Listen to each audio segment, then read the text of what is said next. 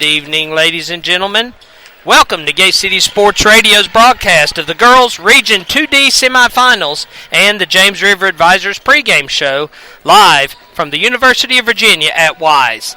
I'm Chris Carr, along with Jesse McCormick, and we'll be bringing you tonight's action as it unfolds between the Pioneers of Lebanon and your Gay City Blue Devils. Make sure you stay tuned in for the famous Campus Drive-In halftime show, featuring a first-half recap and a look ahead to the second-half action. Before we go any further, let me bring in our substitute co-host, Coach Jesse McCormick. Jesse, how's every little thing? It's going pretty good. Sure you watch some girls basketball. This is one of the nicer venues that we've had the pleasure of being at. I guess, as most of you have noticed by now, Joe is not with us again tonight.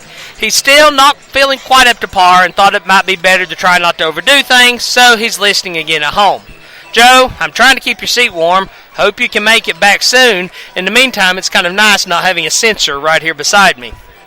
But, once again also, because our commercials and music are all loaded on Joe's computer, and I am again on my cell phone, we are running without interruption tonight, assuming my signal stays intact. So, let's look at tonight's matchup. Lebanon comes in tonight at 17-5, and they're the number 1 seed out of their conference. Gay City is the number 3 seed out of the Mountain 7 and has a record of 16-10. If you thought Wednesday night's matchup against Virginia High was close on paper, just wait until you hear some of this. Gay City is averaging 51.4 points per game. Lebanon is averaging 50.9. You look at the scoring breakdown by quarters, each team is winning 2 of the quarters. Coach McCormick, what do you look to be a deciding factor tonight? I just think them playing in a new gym is going to be a little bigger than Gate City's gym. It's going to take some used to getting used to shooting in this gym. I think whichever team come out hot and figure out how to knock down some early shots, build that confidence, we'll end up with a victory. I was looking up the common opponents of these teams, and both teams beat everybody that they played that was common, pretty much, with one exception I came across. Both teams played Sullivan East twice. Lebanon lost to them 48-41 and 49-37. Gay City lost to them 69-65, won one of the matchups 33-27. So, again, on paper, these teams are almost deadlocked. Of course, we said that Wednesday night also, and Gay City kind of fooled us there after the first quarter. When you look at the breakdown by quarters, Gay City at the first quarter is averaging right around 12.6 points. Lebanon's 15, so the first quarter goes to Lebanon. Second quarter belongs to Gay City, 11.2 to 10.4. Third quarter belongs to Gay City, 15.8 to 13.2. Fourth quarter's Lebanon, 15-10. So it's kind of a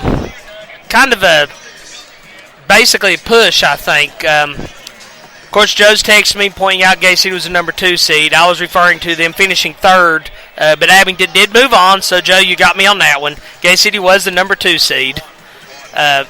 Technically finished third, but anyway. The winner of tonight's game moves on to play tomorrow night at 6. But again, while we have a moment, we're about a minute and a half before game. Let me thank all of our sponsors that make these broadcasts possible.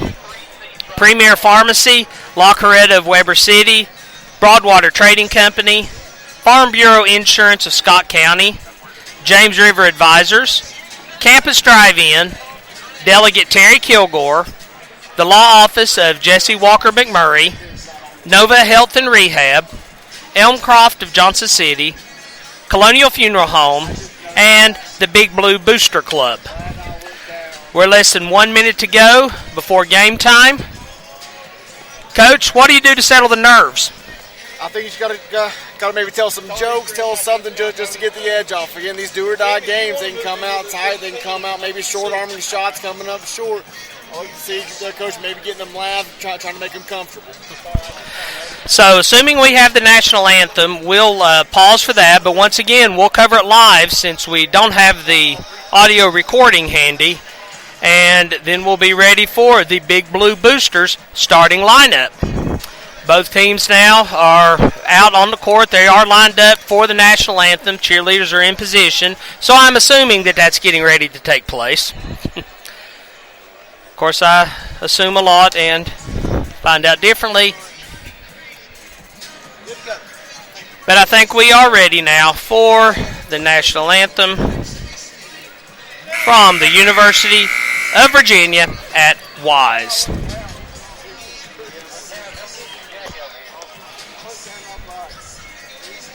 Still no official word, although everyone is standing, facing the flag. I hate to have dead air right now, but I'm really not quite sure what the holdup is here. Pretty good-sized crowd on hand. I've got to say, though, I think Lebanon probably outnumbers Gay City just a little bit as far as the fan numbers goes. And the welcoming speech has commenced. Looks like Lebanon has about 10 players dressed out. Gay City has 9.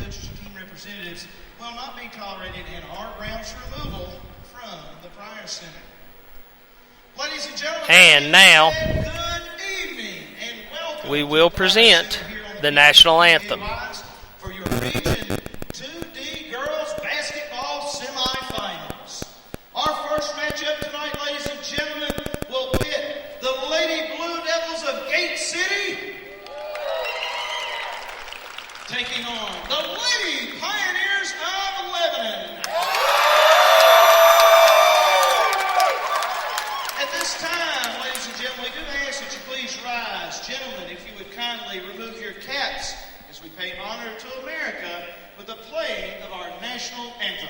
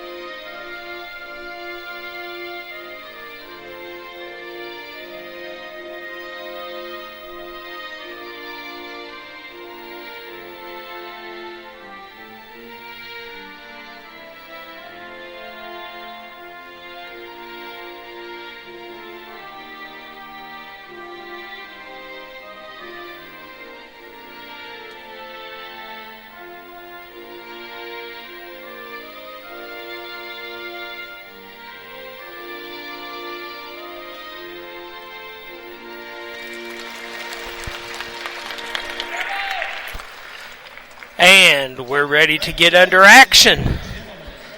We are on the home side of the court, with Lebanon being the home team. The Lebanon fans are directly behind us. I'm assuming they're going to introduce Gay City first. The Lady Devils out in their black uniforms tonight with the blue letters. Quite possibly my favorite uniform Gay City has. The blue really pops against that black, I think. Lebanon in the home white with the red lettering. And as soon as they finish the commercial for the T-shirts for sale here, hopefully we'll get this underway. Union High School football, selling your half and half tickets again tonight. Get in on that. We'll give that money away at halftime of the second game here. Still waiting for the player introductions. And now I think we are ready. We'll start with your Gay City Blue Devils.